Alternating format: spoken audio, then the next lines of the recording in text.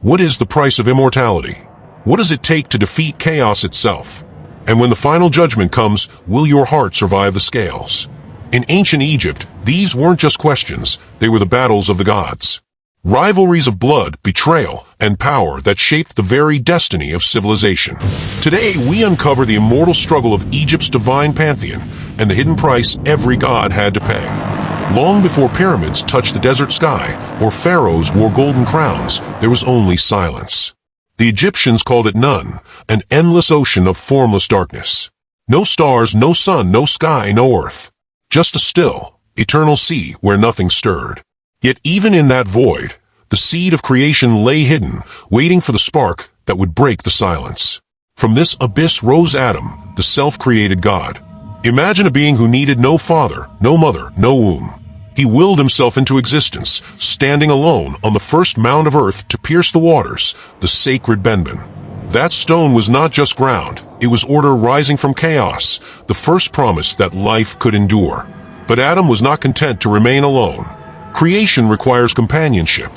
From his very being, he brought forth Shu, the god of air, and Tefnut, the goddess of moisture, the first breath, the first dew, the beginnings of balance. Their children, Geb the earth and Nut the sky, were bound together in an inseparable embrace. Their love suffocated the world, leaving no space for anything else to exist. So Adam commanded Shu to lift Nut away from Geb. With arms stretched wide, Shu raised the sky above and pressed the earth below. It was an act of heartbreak, a cosmic separation that carved space for creation to flourish. For the first time, there was sky, land, and air. The world was no longer silent. It could breathe. From Geb and Nut came Osiris, Isis, Set, and Nephthys, gods destined to shape the destiny of Egypt. They were not perfect beings, but a family bound by rivalry, betrayal, and love. Their struggles mirrored humanity itself, and through their dramas the Egyptians saw reflections of their own lives. But always, hidden in the background, lingered the reminder of none. Chaos never destroyed, only pushed back. And it would rise again, testing both mortals and gods in the eternal cycle of creation and destruction. When the gods had taken their places in the cosmos, balance seemed possible. Osiris was not just a king. He was Egypt's first great ruler, the god who brought laws, agriculture, and order to a land that once lived in chaos. Under his reign, the Nile's floods became a blessing, fields flourished, and people thrived. But with greatness comes envy, and in the shadows lurked his brother, Set, the god of storms, deserts, and chaos. Set saw Osiris's peace as weakness and longed for the throne himself. Through cunning, Set plotted the most infamous betrayal in Egyptian myth. He crafted a beautiful chest, said it would belong to whoever fit perfectly inside, and during a grand feast tricked Osiris into lying down within it. In an instant, Set slammed the lid shut, sealed it with molten lead, and cast it into the Nile. The god of life was drowned, stolen away by the river's current, a moment that shattered Egypt's divine order. But Osiris's story did not end with death. His devoted wife, Isis, goddess of magic, searched the land until she found his body. Using her spells, she breathed life into him long enough to conceive their son, Horus. In doing so, Isis transformed grief into defiance, turning Osiris into the first mummy, a ruler of the dead who would judge every soul to follow. His death gave birth to something eternal, the promise that death was not the end but a passage. Set may have claimed Egypt's throne, but Osiris gained something greater, dominion over the underworld. From his throne in the Duat, he reigned as judge of the dead, weighing truth against lies, purity against corruption. His murder was not a defeat, but a transformation. In Osiris, the Egyptians saw both tragedy and hope, that even in betrayal and death, life could endure, and justice could still prevail. With Osiris gone, and the throne of Egypt empty, chaos reigned. His son Horus, still a child, was hidden and protected by Isis until he grew strong enough to challenge his uncle Set. From the moment he emerged, Horus embodied justice, the falcon-headed god destined to restore balance. But Set was no ordinary rival. He was storms, deserts, and violence itself, and he would not give up the throne without a fight. What followed was not one battle but years of trials, contests staged before the gods themselves. Some say they wrestled as hippos in the Nile for days, thrashing in the waters until the river turned wild. Others whisper of brutal duels fought under the blazing desert sun, each strike shaking the earth. In one clash, Set ripped out Horus's eye. In another, Horus struck Set down and left him wounded. Their war was a cycle of pain and vengeance, mirroring the eternal struggle between order and chaos. But the gods grew weary of their endless conflict. A tribunal of deities was called to decide who should rule. Horus had justice on his side, yet Set's cunning made even the gods hesitate. The council wavered, and for a time it seemed Egypt would never see peace. Yet Isis, ever wise, intervened, exposing Set's deceit and reminding the gods that Egypt's throne was not won by force, but by truth and legacy. In the end, Horus triumphed. His lost eye was restored, transformed into the Eye of Horus, a symbol of healing, protection, and divine justice. Set was cast down, sent to the deserts he embodied, while Horus ascended as rightful king. To the Egyptians, this myth was more than a story. It was a reminder that chaos could be beaten back but never destroyed, and that every generation must fight to keep balance alive. In the vast halls of the Duat, the Egyptian underworld, the dead awaited their fate in silence, broken only by the whisper of unseen wings. The air was heavy with incense and eternity itself. Here, every soul trembled, for before them stood the most crucial trial of existence, the weighing of the heart. To the Egyptians, death was never an end but a passage, and at its center was the heart, the vessel of one's truth, deeds, and desires. At the golden scales of justice stood Anubis, jackal-headed guardian of the dead, his solemn figure cloaked in divine authority. On one side of the balance rested the heart of the deceased, red with the weight of a lifetime.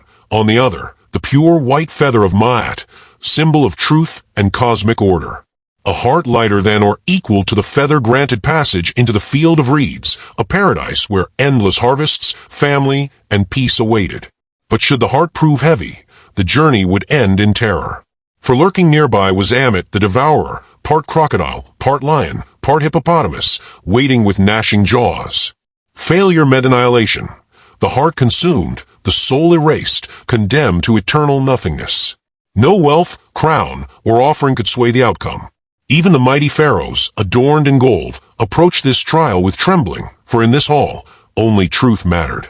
Beside the scales, Thoth, ibis-headed scribe of the gods, recorded each verdict with calm precision, his glowing scrolls capturing the eternal balance of justice. No lie could deceive him, no trickery could escape the pen of the divine scribe. For those who passed, the gates of eternity opened wide, and they entered forever into light. But for the condemned, silence swallowed their name and essence, lost for all time. The weighing of the heart was more than myth. It was a mirror to the Egyptian soul, a warning that every choice in life carved weight upon the heart, and only truth could lead to immortality. Every dawn the golden sun rose over the Nile, but for the Egyptians this was no ordinary sunrise. It was proof of survival. Each night Ra, Lord of the Sun, descended into the Duat, the shadowed realm of the dead, sailing his celestial boat through darkness. His journey was perilous, for the underworld seethed with serpents, rivers of fire, and demons born of chaos. Daylight itself was victory, a sign that Ra had once again endured the night. At the heart of this cosmic struggle lay Apophis, the serpent of chaos, vast as the horizon and crowned with eyes of fire. Each night, he rose from the abyss to coil around Ra's ship, seeking to devour the sun and unmake creation. But Ra was never alone. Gods rallied to his side. Seth, fierce stormbringer, thrust his spear into the serpent's scales, while others cast spells of flame to hold back the darkness. On earth, priests chanted incantations, believing their prayers lent Ra the strength to pierce Apophis' coils and continue the journey. Yet some nights, chaos nearly triumphed. Storms raged across the desert, eclipses swallowed the sun, and the Nile shook as though the serpent had bitten deep. To the Egyptians, these were moments when Apophis seemed to win, when light teetered on the brink of annihilation. But Ra always rose again, scarred but victorious, his red disk breaking the horizon, a daily miracle that restored faith in Ma'at, the eternal order. This cycle was more than myth, it was philosophy. Ra's nightly voyage was a mirror of life itself, a ceaseless struggle between light and darkness, order and chaos, death and rebirth. Every sunrise carried a message, that even in the deepest night, light could return. The Egyptians woke each morning not just to a new day, but to proof that resilience could outlast despair, and that creation itself endured because the sun refused to fall. The legacy of Egypt's gods was not just carved into stone, but woven into the very identity of a civilization. To the Egyptians, these deities were not distant figures. They were protectors, judges, and companions in the struggle for life and order. From the farmer praying to Osiris for fertile floods, to the pharaoh claiming divine right from Ra, the gods were present in every heartbeat of a Nile valley. Temples rose as eternal homes for the gods, massive, awe-inspiring monuments that blended power with devotion. Inside, priests performed daily rituals to keep the balance of Ma'at alive, believing that without the gods' favor, famine, war, or chaos could consume the land.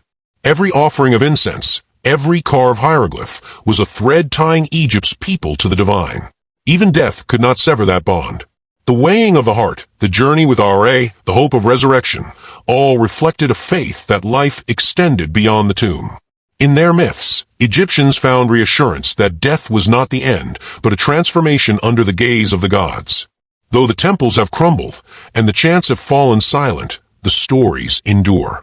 Osiris still rises, Isis still protects, and Ra still sails the underworld each night. Their myths shaped one of history's greatest civilizations, and their echoes continue to fascinate us today. The gods of Egypt may no longer rule empires, but in memory, story, and stone, they remain eternal. If these ancient battles of gods and mortals sparked your curiosity, don't stop here. Hit subscribe and step deeper into the forgotten realms, where history, myth, and mystery collide.